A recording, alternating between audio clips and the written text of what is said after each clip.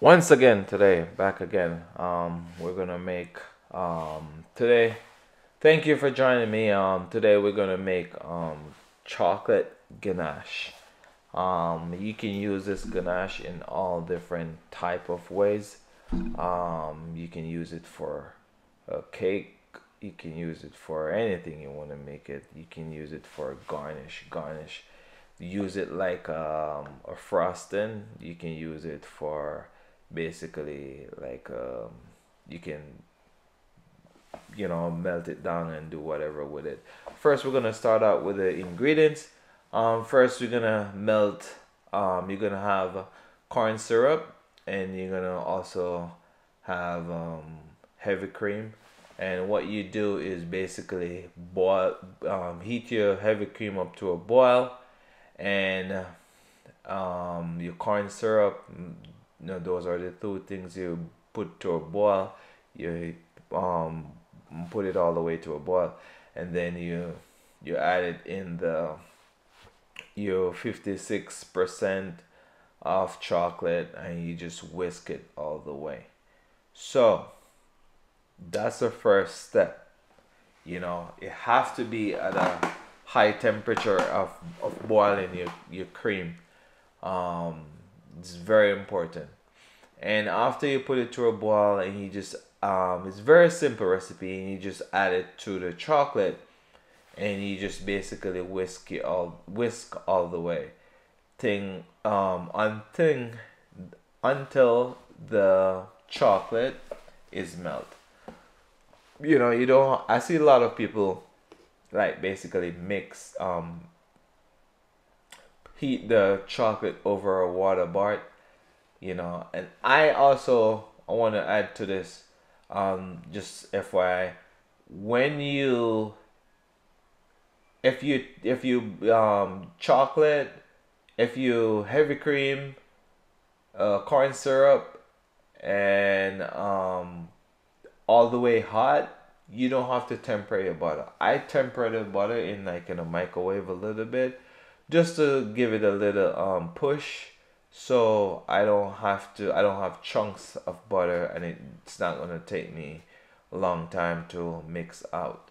So as you can see, I put my butter a little bit in the microwave to make it soften up a little bit, which is very easy for me and an easy process. But if you're gonna use it like ASAP, you don't have to do that. Well, if you're gonna use it like ASAP, you can put it in the microwave to make it run a little bit more. So you just mix it all the way, because remember, the corn syrup and the heavy cream is hot already, and you add it to the egg, and then you heat up the butter a little bit, but not too much, because you want to drop the temperature down. You want the butter to kind of still a little chill, to drop the temperature down. And you just whisk it all the way.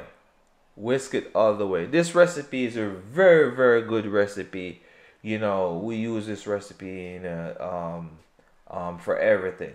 You can use it to icing cake. You could use it for a fudge cake. You could basically like a fudge block.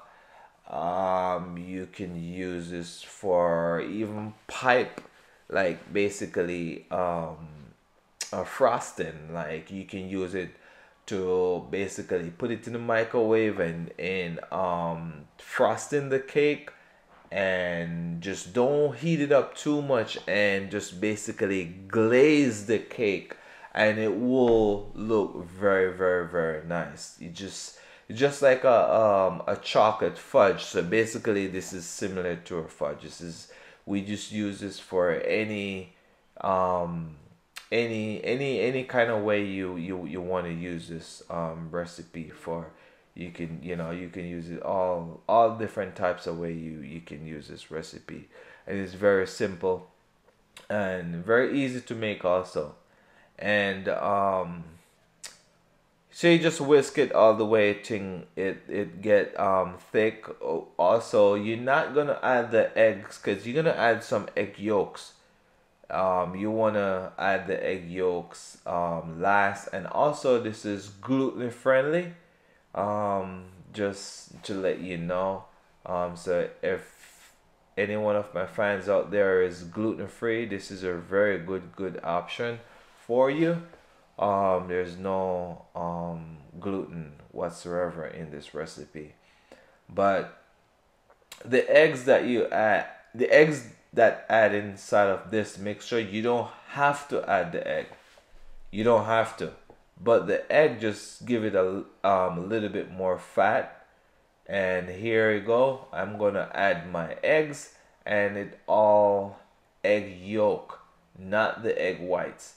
Egg yolk. So if you gonna crack your egg, just remember you separate the white from the yolks, and it's a very simple process, as I said.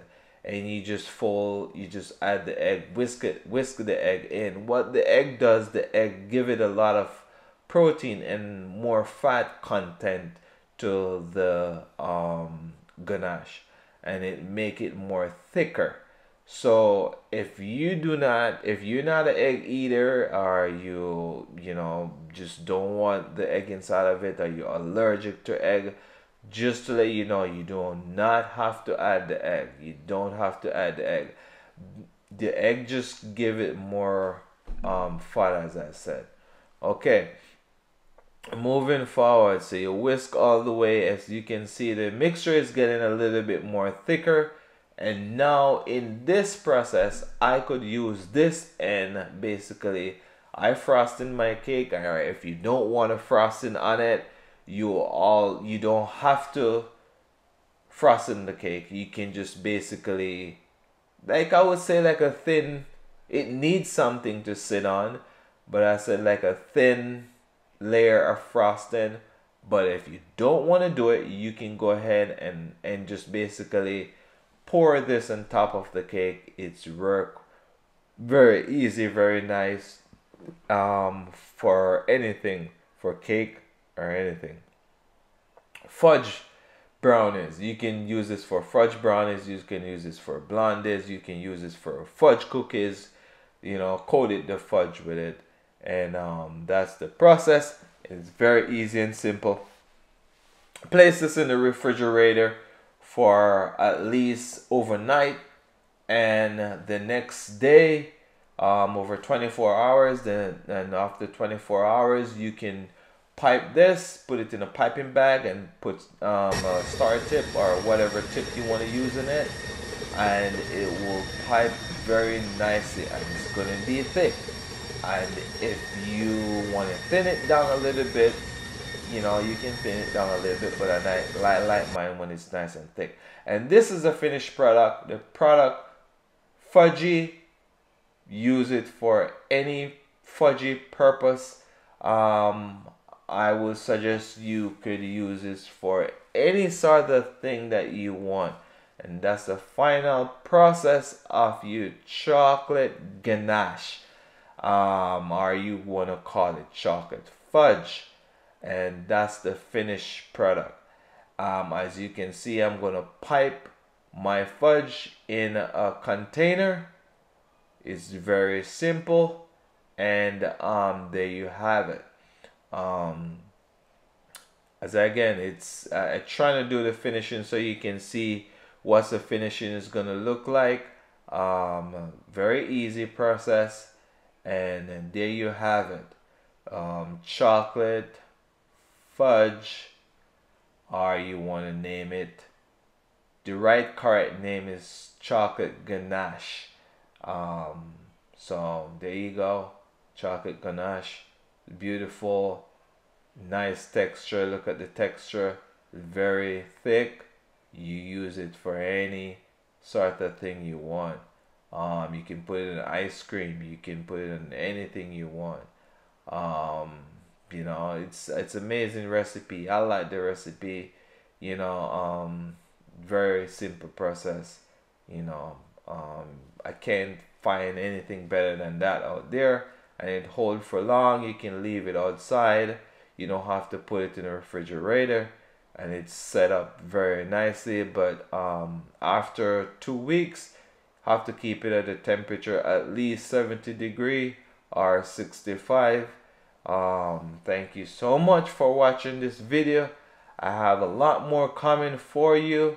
I want to say thank you again so much, and if you think this video was very helpful for you, please like and subscribe and share, and I will more than happy to coming out with more video, because this, when you like and subscribe, it helps my video to grow. And thank you so much. Peace. All right.